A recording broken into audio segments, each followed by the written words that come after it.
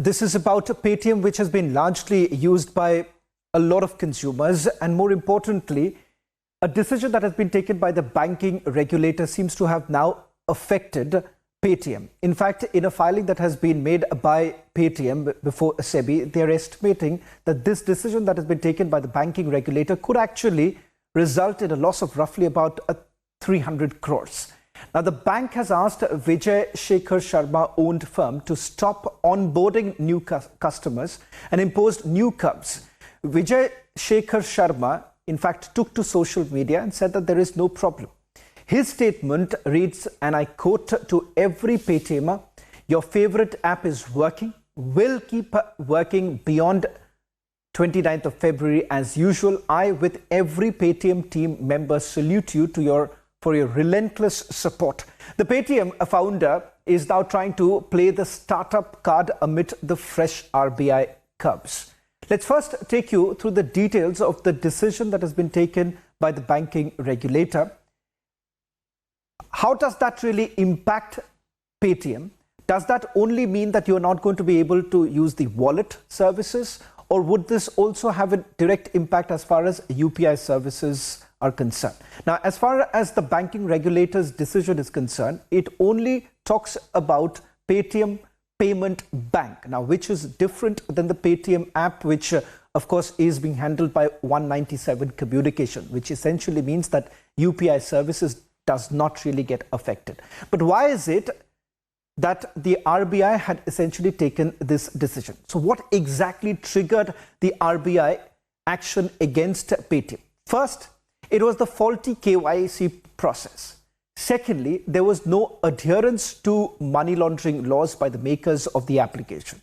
The third aspect is no regular related party transactions were conducted. So is there a clear overlap between Paytm and Paytm Payments Bank, PBB? And how does that really impact the wallet services also?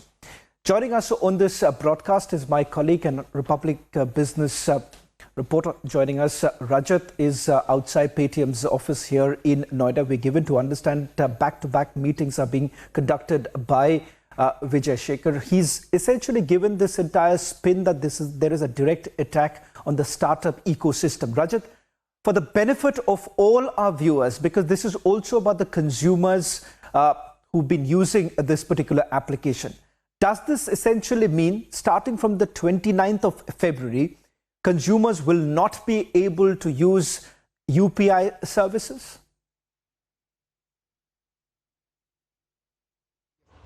So Shravan, currently we are standing outside the Paytm office in Noida, and we also know that the RBI has been ringing alarm bells for Paytm since March 2022, when the RBI asked Paytm to not onboard new customers on the Paytm Payment Bank is concerned.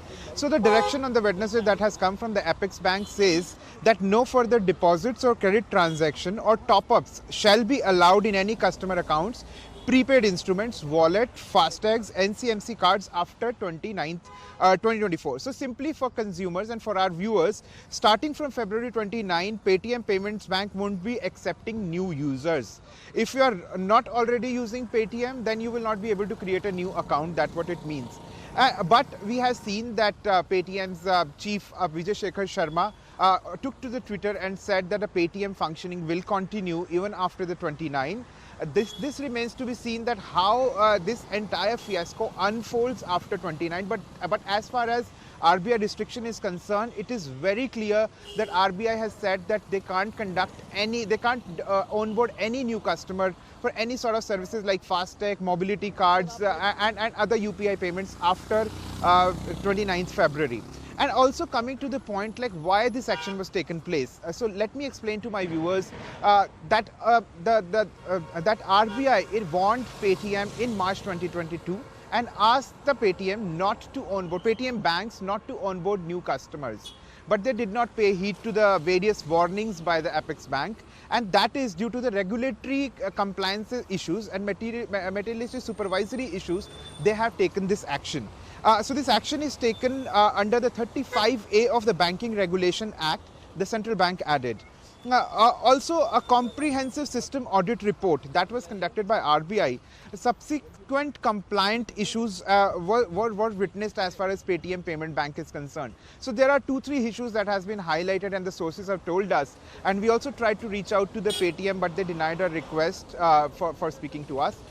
So the first important issue is the faulty KYC. So one important aspect that RBI has mentioned that the bank was not conducting adequate KYC for onboarding the customers. So so simply it means that KYC is done with a viewpoint to know the origin of fund. If the KYC is inadequate, that means the origin of funds are not clear. So that is one of the ground that RBI has taken action on, that our sources have said. Second important thing is about the regulatory issues, regulatory non-compliances apart from faulty KYC. I'm just telling you the verbatim that the one concern that RBI has also highlighted is that, not RBI, but sources have told us that there was no autonomy for Paytm Bank. So we know that Paytm is owned by parent company 197 Communication. So there was a lot of interdependence between various entities of a Paytm. And just to tell you, our viewers, RBI expects every bank to be autonomous so that it should not interfere with the conflict of interest. That is also one of the reasons that RBI has taken this action.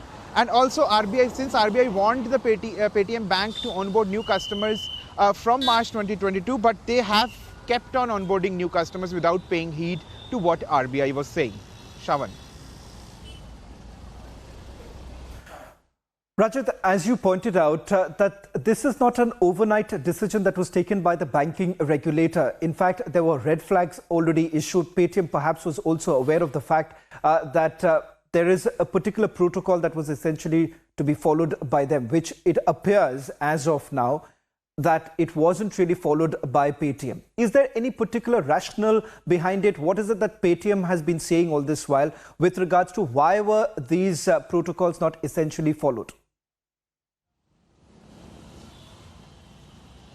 So see, Shravan, what we are picking up from our sources so far is that we also requested Paytm to comment on this, and they have also issued certain clarifications that their business will go as usual even after February 29, that Vijay Shekhar Sharma has also said.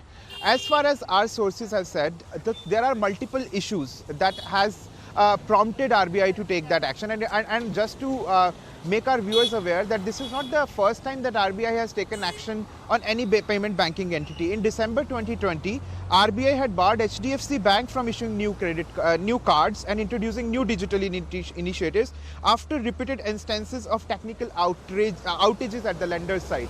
So in December 2020, RBI cracked down on HDFC for not issuing the cards because of the technical outage. So RBI never takes any action promptly. They have sent enough signals and warnings to the Paytm on multiple issues like faulting KYC, and they have done their own audit report also. And they have come up with these issues that there was not adequate KYC that was happening. As I told you, I'm again telling our customers that KYC is very important to know the origin of funds, and that is in violation of an anti-money laundering act or rules. So that is one of the reasons. And second, this thing, apart from faulty, that interdependence of various verticals. So when someone establishes a payment bank, the bank is expected to be autonomous in itself, right? And when the audit report says that there is a lot of interdependence between many entities. There were transactions happening between both the verticals, where Paytm banks. So that was also one of the trigger points that we are picking up that prompted RBI to take that action. Well, Rajat, I'll just request you to stay on with us.